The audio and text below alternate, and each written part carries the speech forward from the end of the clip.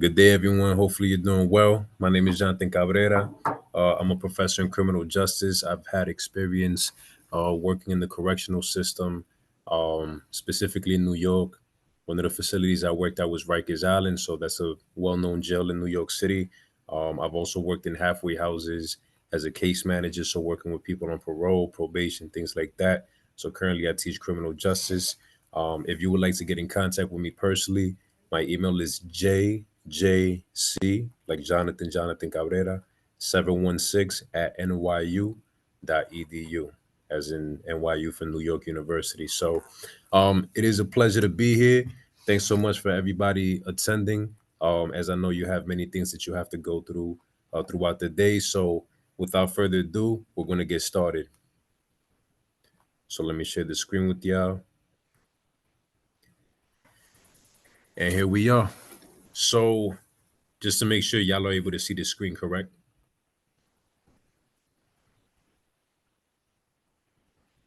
Yep, that's correct, Jonathan.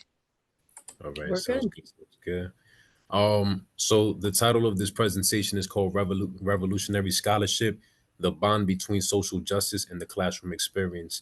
Um, after 2020, the world went through a lot of things. One of those things was, just having the veil, I guess, uncovered from people's eyes as far as, the social issues that go on in the United States, as far as different communities and how they get treated and things of that nature. And if we're talking about on a community college level, a lot of our students tend to come from these types of communities. So it's very important for us to understand the temperature when we walk into the classroom and understanding that even though a lot of professors might assume students are just there to learn, they're also coming into the classroom with their own baggage, with their own systemic stress, right? And many different factors that lead to the educational experience and how well they're able to absorb and retain information. So we're pretty much going to dive into it and kind of get into some things.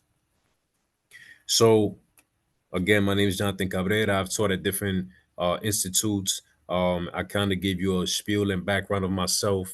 I also currently have my own LLC, which is Abstract Lifestyle. If you want, you can follow me at abstract_lifestyle on Instagram. And again, you can also stay in contact with me via email. So basically, this title, Revolutionary Scholarship, comes from this revolutionary leader by the name of Huey P. Newton, who is deemed as one of the co-founders of the Black Panther Party. The Black Panther Party was a very influential group. Not only did it exist here in the United States, but even went as far as to make its way out towards Latin America and other parts of the world. Um, but pretty much the whole agenda of the Black Panther Party was, to provide power to the disempowered and to the disenfranchised. And part of that is literally with simple things as much as, just being able to feed yourself. When you're not able to eat well, you're not able to perform well. If you can't perform well, you can't make money, you can't develop a career. And without making money and developing a career, you cannot have security, you cannot have shelter, you cannot have a lot of different things. So the reality is, from the very smallest of details in society, everything else flows. So I use Huey P's book, Revolutionary Suicide, as a model to basically come up with this topic. Um, a couple of things that we're going to talk about. We'll talk about outcomes. We'll talk about, pretty much what it looks like to be involved with the community, how that is, associates with scholarship, operationalization, rapport in the classroom, quote unquote woke dialogue, but really is just about having a conscience, right? Accountability, orientation, mentorship, and legacy. Revolution. In a time where social justice and Black and Brown communities are needed now more than ever, this session seeks to unpack the relationship between scholarship and how it can be used in motivating actionable items. So, historically speaking, when we talk about revolution, a lot of the revolutions that have happened globally, but especially in this country, have happened because of young people. It started with a young Martin Luther King. It started with a young Fred Hampton, a young, uh, Malcolm X, Huey P. So the youth have the keys to the future, right? And as far as prognosis, students are often eager to get involved, but lack the foresight and the guidance. Okay. So we're basically going to come up with some actionable items for us as faculty, administration, and staff, to develop some strategies on how to engage students, because oftentimes students want to be engaged, but they don't know how to be engaged. So, two things that we're going to get into is civic engagement and actionable items. Again, the main objective is to understand the importance of having these dialogues with the purpose of civic engagement. All right. So, this can translate into student involvement in student government. It could be into volunteer hours in the community.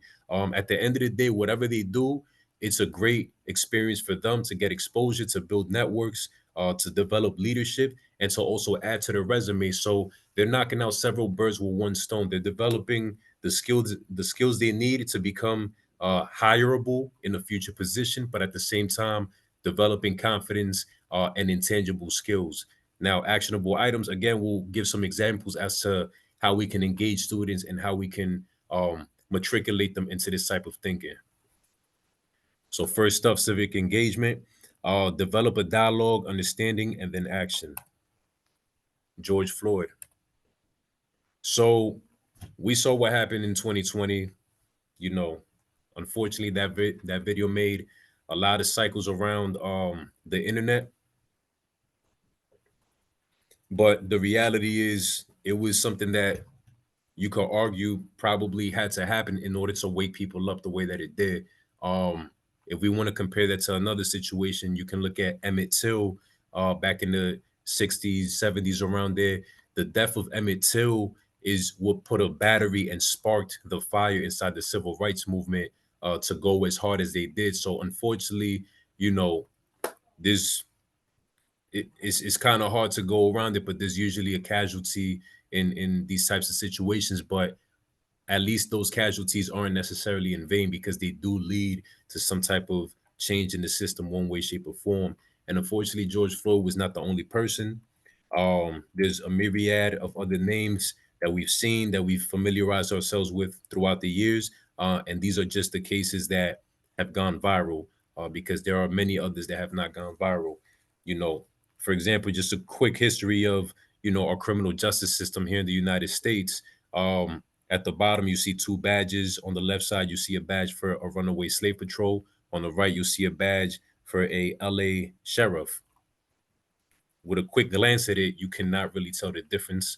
I showed this to my students. They themselves are like, they pretty much look the same to me. And the reality is, a lot of our criminal justice system's origin is directly linked with slavery, which, of course, forcibly kept a certain group of people oppressed. And there's still residue of that to this day. It doesn't look exactly the same, but just like a virus, it mutates. It takes a different form, and it does different things to the body, takes, different effects and things like that. But it's, the residue and the elements are still there. Here I'm not gonna read it, but basically this is a slave patrol oath, and a lot of it sounds similar to what an oath would be when you join the NYPD, or when you join the correctional staff, or whatever it is. So it's important to have these conversations, because in order for us to understand what's happening in the present, we have to understand the historical context of certain situations. Just to put out a couple of facts, statistics for us to be privy to: people of color are more likely to have police be called on them, be stopped and frisked by police, have physical use of force used on them, be brutalized, potentially killed, even when not having a weapon, be convicted and convicted with stiffer sentencing, and be wrongfully convicted. The dictionary definition of social justice: justice in terms of distribution of wealth, opportunities, and privileges within society. So we're going to break this down right here. Wealth, basically meaning an abundance of valuable possessions or money. So just real quick, when we talk about wealth and just having opportunity, we see that certain groups of people are usually at the bottom, right? So one quick point of view to look at is 25% of white homes are lower income, compared to about 50% each of Black and Hispanic homes, according to the Pew Research Center.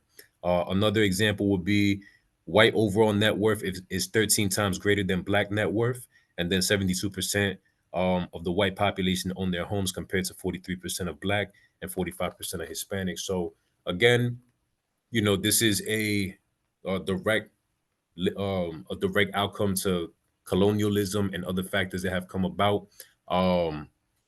Even if you've had, small, I guess, shining examples of, let's say, like a Black Wall Street, where, a Black community that was financially empowered and things like that, it didn't necessarily last that long, because then you had the riots, and, the city pretty much was destroyed and what have you. So even when there are moments of, you know, certain communities shining, it usually gets overshadowed through some type of oppressive force. Opportunity, set of circumstances that make it possible to even do something. So, for example, 36% of the white population, 25 plus, own bachelor's degrees, compared to 23 percent for the Black community and 15% for Hispanics. Um, I'm gonna drop down to this one. 15% of high school graduates are Black, but Princeton and Cornell University each have a Black student population of 8%. Half the times, you know, opportunity is the name of the game. If I don't even have the chance to prove who I am, or what I can do, there's no conversation. You know what I'm saying? So literally just the ability to say, yes, I want to go to this event over here, or no, I don't want to go to that event. Just even having that availability and that option, it plays a big role in the way that society manifests itself. And then last thing we'll talk about is privilege. Pretty much it's a special right, advantage, or immunity granted. So for example, less likely to experience police brutality, uh better closure when crime does happen. So like, let's say if I'm from this community, and somebody from my family gets killed, this person is more likely to get their crime resolved versus somebody who's going through the same situation in another community. You know what I'm saying? So that's what privilege does for you, and privilege is blind to those who have it. You know what I'm saying? So we have to keep that in mind as well. Why does this even matter? You know what I'm saying? Some people probably listening to this and they're like, yo, it's the same rhetoric, it's the same race baiting, the same, buzzwords being used. And, so why does it even matter? Why should I even care for this topic? MLK said, injustice anywhere is a threat to justice everywhere. An example. So let's take New York City as an example. This is directly from the Department of Health. So 1 in 5 people in New York have symptoms of mental disorder. So let's say one of those people you come across, you can potentially be exposed to violence, maybe marital issues if you're dealing with a person going through this, teen pregnancy, school failure, unstable work, suicide, all things that one way or another can influence your quality of life, right? Uh, from there, it can then trickle down to half of all lifetime cases beginning by age 14, right? Which at the end of the day results into about $200 billion worth of loss, just on a national level. So it might start in New York, but then when it makes its way to the next person, similar to like a cold, I start off with a cold, then I pass off the cold to somebody else. Now 2 people are sick, and then it keeps going on. Mental illness is similar in that sense, right? So what I'm trying to portray for y'all is some of these issues that affect certain communities somehow, some way, will eventually make their way towards you, even if, let's say, you're in the suburbs or something like that. Because you're going to have to get on the same buses as people from different communities. You're going to have to go to the same supermarkets, to the same sporting events. Your kids might go to your child might go to the same college as somebody from this community. So it still is in your best interest to have some type of concern or care when it comes to this type of conversation. Another example would be mental health issues. Let's say you grow up seeing abuse in the household. That can lead to poor school performance. And then you bottle up all that emotion and energy, and it gets to a point where it translates into violence, and then you started off with violence, and it could potentially perpetuate into taking somebody's life. So this is an example of how things can escalate, just off of small twists and turns happening in the storyline. And again, we already spoke about closure rates, for example, on people's basically ethnicities and racial demographic. The reality is, if you're a person of color and you get killed, your your case is less likely to get closed than somebody who comes from a Caucasian community or a more affluent community. Um, and at the end of the day, murder, regardless of where it happens and to whom it happens, is going to affect the morale of the community, you know. So ultimately, these are just some things for us to kind of keep in mind. Because again, a lot of our students come from these types of neighborhoods, these types of communities, and we might not necessarily be privy to all the stuff they're dealing with, but we have to know, generally speaking, there's some factors that play into that student's ability to receive information and to learn in the classroom setting. Another thing is, don't ever think it can't happen to you. When I used to work in Rikers Island, I walked into a facility one time, you know, and this facility, I will always be actually a part of it, as far as, you know, making sure that the guys had what they needed, et cetera, et cetera. One day I noticed there was a participant that wasn't there no more. It was a house, it was a housing unit of 30 people inside of that specific part of the jail. I'm like, okay, such and such might have been released, or maybe they bailed out. One day I'm walking up the block to meet up with a friend in Harlem. It could have been any other, it could have, I could have passed by 5 minutes before or 5 minutes after, and we probably would have missed each other. But I'm walking up the block and I see this guy walking towards my direction, someone that was just in Rikers Island like just a week ago. And I'm like, yo, you know what I'm saying? Like, if I didn't have a good rapport with this person, the probability of a situation like that happening is like 1 in a million, but it happened. You know what I'm saying? And so, because we had a good rapport, I was able to give the person a dab. Hey, you know, remember, take advantage of the services on the outside, you know, and make sure you don't end up back in there or whatever. Um, and the person showed me respect, et cetera, et cetera. What I'm saying with that story is, don't ever think that you're too big, that these situations can't find you. You know what I'm saying? And of course, make sure that you're always kind and respectful to people as much as possible. But literally, these types of things can happen to anybody. So education is key. So reading was illegal in slavery for a reason. So if we look at Huey P. Newton, we now know him as co-founder for the Black Panthers Party, but the reality is, in his book, Huey P. admitted that he was illiterate going into his final years of high school. He was told he was not college material, continuously got in trouble with the law, and had an IQ of 74, but then eventually he taught himself how to read. Now, when he finally made it to college, he ended up getting an associate's. He studied law at Oakland City College. He then got his bachelor's degree. Well, he got his bachelor's degree and then eventually became a doctor in social philosophy. His own campus involvement. He was part of a couple of organizations, fraternities, things of that nature. He instituted the first Black History course at his school.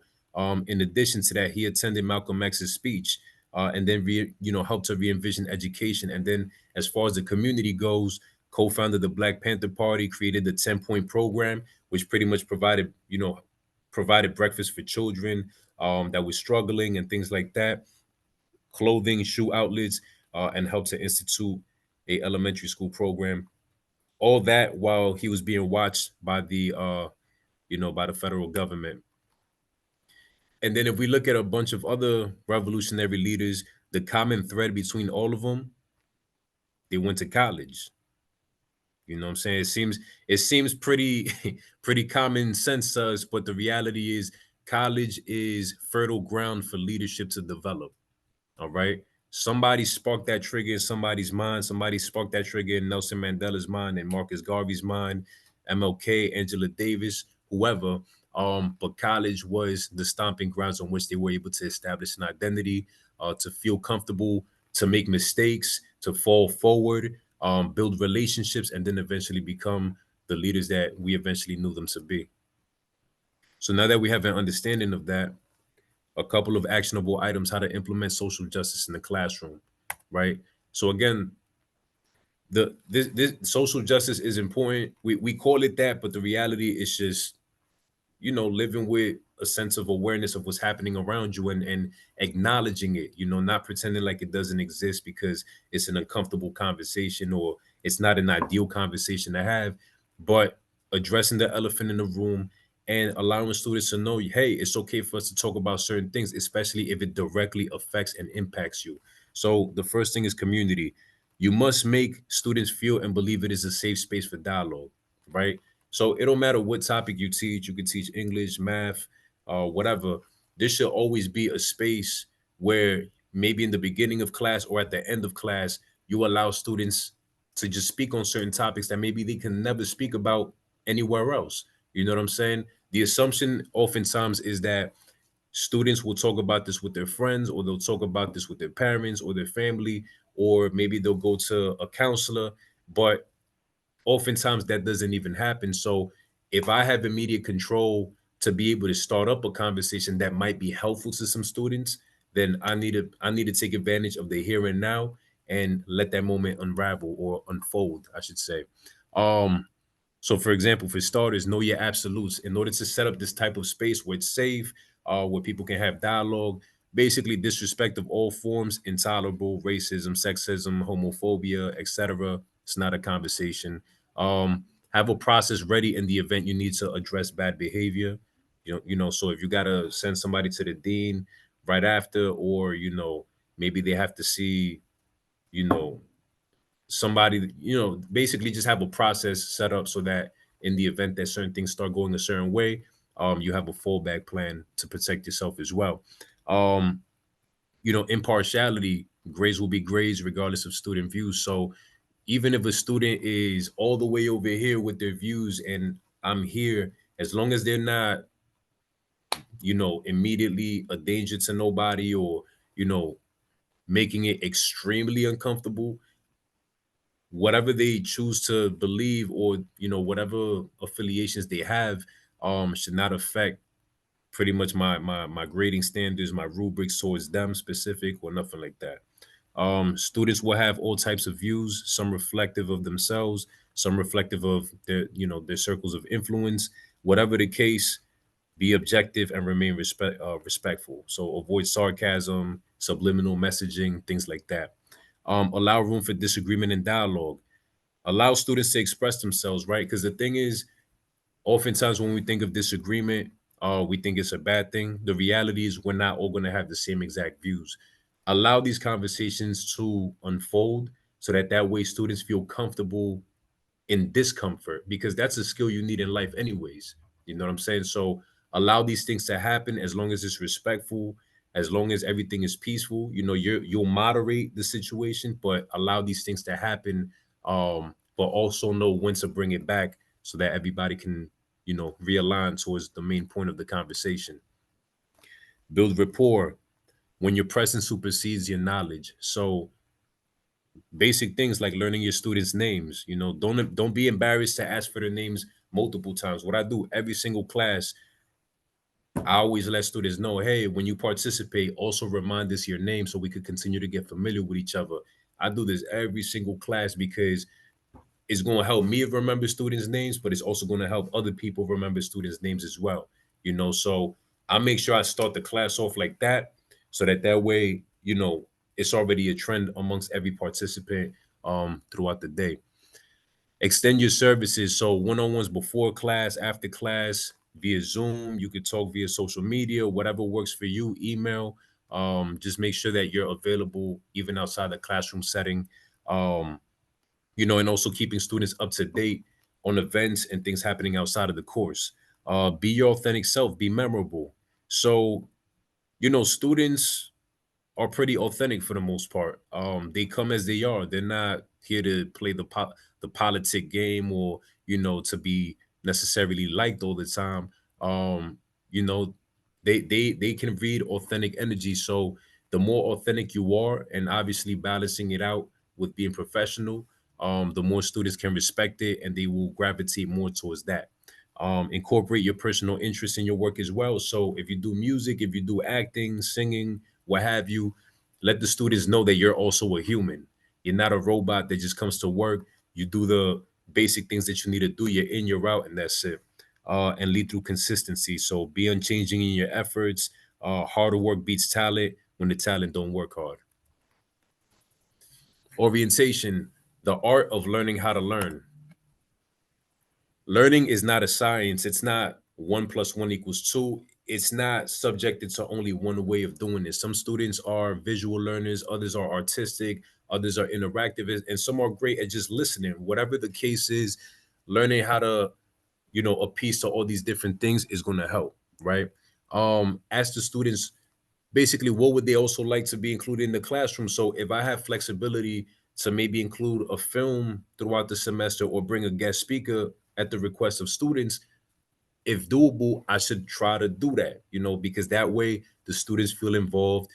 They already, if we want to be literal, they already pay for your salary, right? They pay for tuition, so that's how we get paid. So you definitely want to incorporate them and make them feel like they're part of their own process.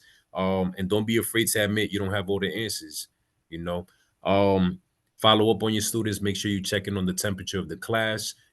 Periodically, maybe once every 20-30 minutes, maybe every hour. Hey, how y'all doing? Are we still here? I know we're here physically, but how about mentally? Make sure you check in, reinforce what has already been established thus far, and continue providing reassurance and validation. And then establishing key markers. So you always want to have your main key points that you want students to, keep in the back of their minds throughout the semester, throughout the class, et cetera, et cetera. Um, these are basically like pillars that you always go back to. Like you could talk about another subject 5 weeks from now, but you can still always bring it back to subject number one, because that has been a trending theme and an important theme throughout your semester. So in criminal justice, 2 million people are locked up any given day. I could go 7 weeks into the semester and ask the students again, how many people are locked up any given day? 2 million, professor. Boom. You know what I'm saying? And then I'm able to make the connections and help them see how one thing leads to the next, right? Test the students by asking them about these markers. And of course, this will help reinforce the learning that they've already done. Scholarship, don't miss the forest for the trees. So basically, set the groundwork before we get into these quote unquote deep and woke conversations. The foundation must first be established. Set the tone as to what students can expect. That's through your syllabus, course overviews, things like that. There should be no surprises for your students. They should already know the vibes, what to expect. And continue to establish these key markers, them statistics, examples, anything that you really want to make sure that by the end of the semester they remember. Statistically speaking, by the end of a semester, the average student only remembers somewhere between 8 to 15% of all the material. So realistically, we have to really determine what do we really need these students to remember, okay? Because your class is not the only class they're taking. Let's remember that. They're taking a bunch of other classes too, and to expect for them to remember every single thing from your class specifically it's a bigger conversation that needs to be had. So just keep that in mind. And apply the pressure. Pressure makes diamonds. Keep being consistent. Keep hammering certain points home so that way it helps them to remember these things. Empower your students through their assignments. So create assignments that are of interest to your students. Allow room for assignments to be fun and creative. Allow them opportunities to form autonomy without risking their grades. So an example of this would be my syllabuses are usually OER, so open educational resources, zero cost curriculum. So I literally just give them the syllabus. It has all the links, it has videos, it has articles, it has newspaper posts. They don't have to pay a dime for it because oftentimes a lot of students are already financially insecure, right? So why am I going to tell this student to pay $100 for a book that they're never going to use again? You know what I'm saying? That $100 can be used for buying a meal that they really need, or for transportation to even get to class. So I would much rather them use that $100 for that than for a textbook, when a lot of the information in the textbook I can already find online anyways. So let me take that away from them. And that's a way of boosting morale, because I always let the students know, hey, FY, you don't have to buy a textbook, and then they just start clapping and hey, yeah, yeah. So you definitely want to make sure that you can develop morale by taking that into consideration, that textbooks are very expensive. Textbooks actually increase at a faster rate than inflation does. So just putting that out there. Work with your school library. If you want to find, if you need assistance finding these sources, work with the library. Take time. And the other positive of having OER is the fact that you're the one that has to develop it, so you know already what you're going to teach. So literally from semester to semester, until you replace it with more up-to-date material, you pretty much already know what you're talking about. You know what I'm saying? So you get more familiar with that than going through a textbook because you're the one that's coursing through the information and developing the syllabus. So um next thing you know, test taking versus other assignments. Test taking historically has had some discriminatory implications, such as the history of the SATs, the IQ exam, things like that. I'm not going to get into that right now, but there's a lot of traumatic experiences associated with test taking. If you're going to use tests, try to make it where it makes I don't want to tell you what to do exactly, but think of different alternatives to make it a little easier or less stress filled for students. All right. So maybe an open book test, or maybe, using Kahoot, which basically is multiple choice as well. You can set up a test, is more fun. So definitely venture out and try different things and see what works. And be sure to consider other forms of assessment. Um, and things like that. And the last thing is be proactive. Unfortunate to say, but the George Floyd situation wasn't the first of its kind. It probably won't be the last of its kind, and it hasn't been since. Be persistent in just mentioning certain things about what's happening in the world in general. So again, regardless of what we teach, we want to find ways to incorporate social justice or just a conversation of justice in general into our day-to-day work. So like let's say you're a math teacher, you could come up with a word prompt basically saying, let's say the Department of Corrections has this many people incarcerated.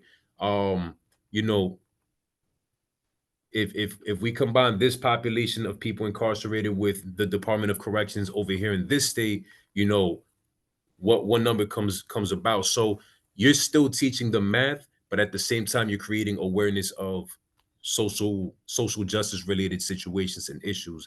Same thing with, let's say, physics. If you want to teach physics, um finding something that's of interest to the students, like let's say graffiti. You know what I'm saying?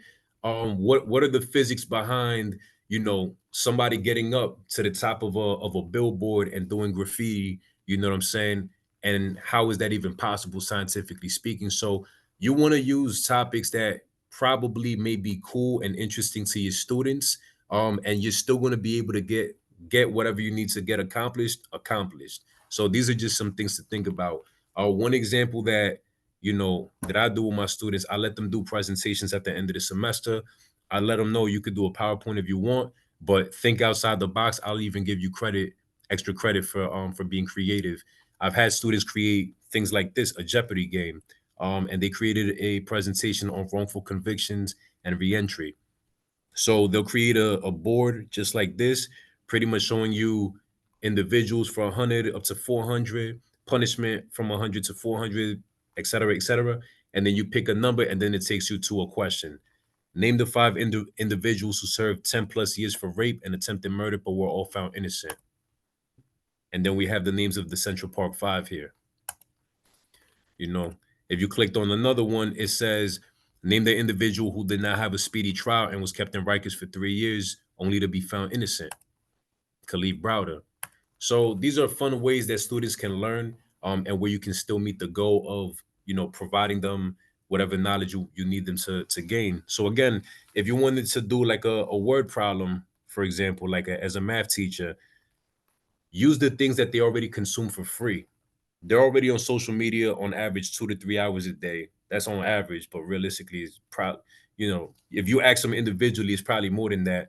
Um, Use social media to your advantage. Use hip hop, use music, Netflix, use things that students already gravitate towards freely, and try to find ways to incorporate that into the classroom, because that's going to make learning more fun. And then you're also going to introduce them to these topics of social justice and just things that happen in the world in general. So let's say you said during 2020, all right, this is your assignment. Go to Instagram, look up the hashtag George Floyd. Tell me how many posts does it indicate were uh, were made under that hashtag, and then create a word problem, with that. as well as the term social justice. Boom, right there you have an equation, you have an assignment that you're able to provide them with using the tools that they already consume and use for free. You know, so you can make this a whole thing, a whole project, and then from there you could get into the more quote unquote woke dialogues, the more deep in-depth conversations.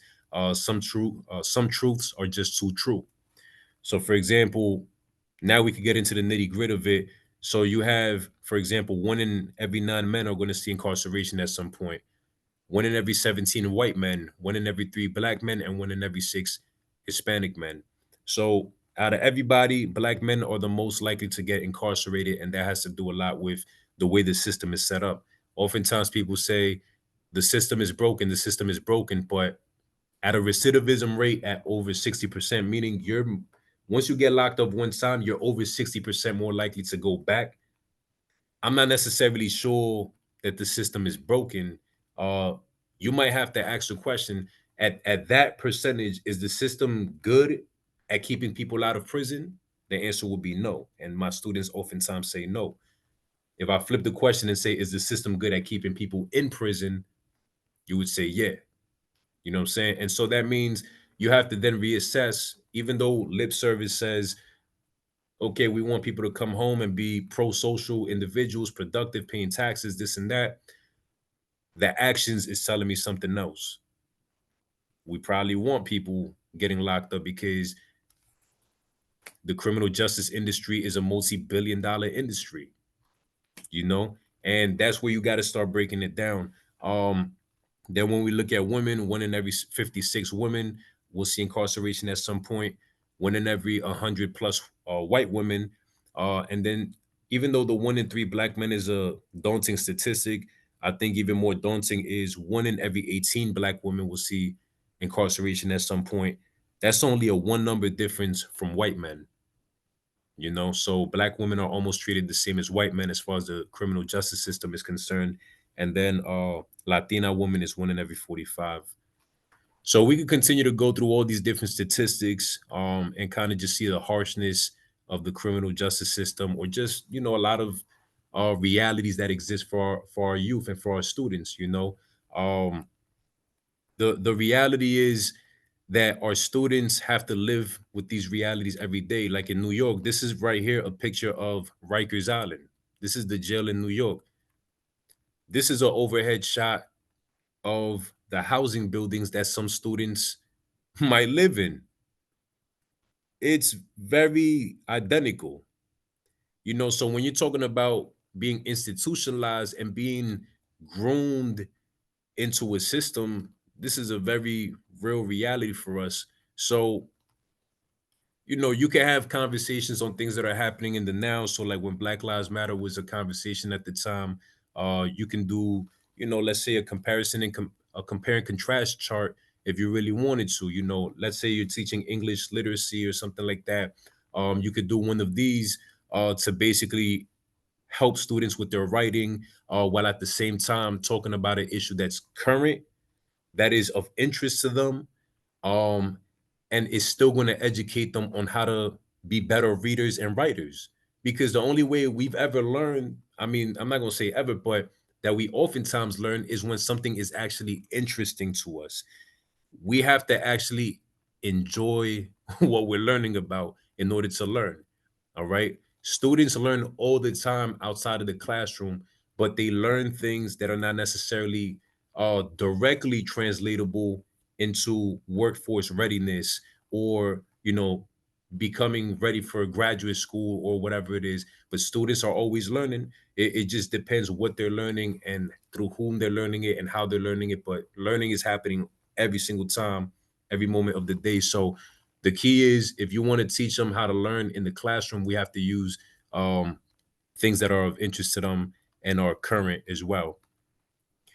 So an example of that would be at that time you had Colin Kaepernick talking about police brutality, taking a knee, all that. Um, a lot of students watch sports, so this would have been a perfect opportunity to introduce football in the conversation of Colin Kaepernick taking a knee to some of these matters. Now, um, of course, you got to take time. It takes practice for you to find a way on how you could give these topics a spin. Um, but again, practice, practice, practice, and of course, just exchanging information and ideas with other people. And there's information out there for y'all to be able to take advantage of. For example, there's a whole movement right now called hip hop ed, right? And they literally teach you how to do this type of stuff. So there's there's knowledge in regards to how to go about this out there. Now that I'm putting it out there for y'all, some of you may have known, some of you may not have known. But if you didn't, now you know, and please feel free to take advantage of all that. One thing that I'll do, for example, is introduce hip hop into the classroom. So you got Tupac. He said it's time to fight back. That's what Huey said. 2 shots in the dark. Now Huey's dead. He's talking about Huey P. Newton, right? And this would be a perfect lyric for me to maybe start a class off to talk about social justice, you know what I'm saying? Or to talk about storytelling or theater or whatever it is that you're focusing on. So you want to use things that are interesting to the students and be able to engage them with it and find ways, to create that connection and to tie that knot right there. And of course, it helps that I also rap as well. Um, I'm not gonna rap right now just because I know that time is is getting closer to the end of the session. Um, but I do want to leave y'all with a couple of things. Mentorship, it takes a village.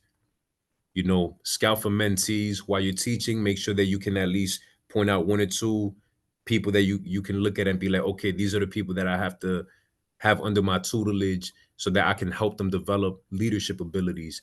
One thing that happened with me recently is I was able to spot a couple students that I'm like, the criminal justice club has not been active over here. Let me throw out a nine and see, who are some good candidates. And I've seen some good candidates, and then I put it out there. When I put it out there for the whole class, I waited for the end of the class to see if anybody responded to the call, and I had 4 students pull up. They by themselves already determined who was going to have what position, what role. I was going to do this, you was going to do that, XYZ. Now we just finished having our second criminal justice club meeting, and they're already doing collaborations with other clubs, certain departments like the career service center, things like that. So definitely scout, make sure that you can have a couple of mentees and go from there. um Create a regimen with those mentees, set up a schedule where you can follow up with them, etc., etc. And be sporadic. Don't always depend on your schedule. Be random. Check in when you got time. uh Students want someone with the qualities of a parent while being a quote unquote ride or die, so you don't have to necessarily be their parent, but just show that you're really invested in them. And operationalization is just making it happen. So again, once through my classroom, I'm teaching them these different subjects, and basically mentally preparing them to learn about math, to learn about English, biology, whatever it is. But I'm using these different social situations to basically segue into whatever I want to teach. Now I'm kind of sparking that desire to want to be involved, to want to be active. And then from there, I can develop other things like, okay, now let's do a one-on-one. Let's chop it up. Let's talk like 5 minutes before class or 5 minutes after class every week. You know what I'm saying? And then from there, that can lead into, hey, would you like to start a club? If you're down to start a club, I can be advisor for it if you want, you know. And then from there, these students start getting involved. Their GPA, everything starts to skyrocket because now they actually have interest in the subject, so they're going to do better in that subject matter. And then from there, again, they're going to be involved on the outside, so that's going to help with their resumes. That's going to help with their network, their connections, and their confidence and leadership abilities all around. So, at the end of the day, it's about accountability. You know what I'm saying? And always make sure that when you speak to your students, that you're not acting quote unquote brand new, that you let them know, hey, every day, any moment that you need me, I'm here and I'm available for you. So it translates from the classroom to getting involved. And then that eventually translates to careers. And then if you want to really bring it full circle, once they get into their careers, you can always invite them back into the classroom. And now that's a success story that you can reintroduce to future students that you have. and then that's your legacy right there. So that's pretty Just much it want to let right you know here. you have about a minute left. Yeah, absolutely. I'm pretty much done. Okay, So I was going to say that was yeah, a powerful sentence to end on. yeah. Thank you So so much for a great presentation.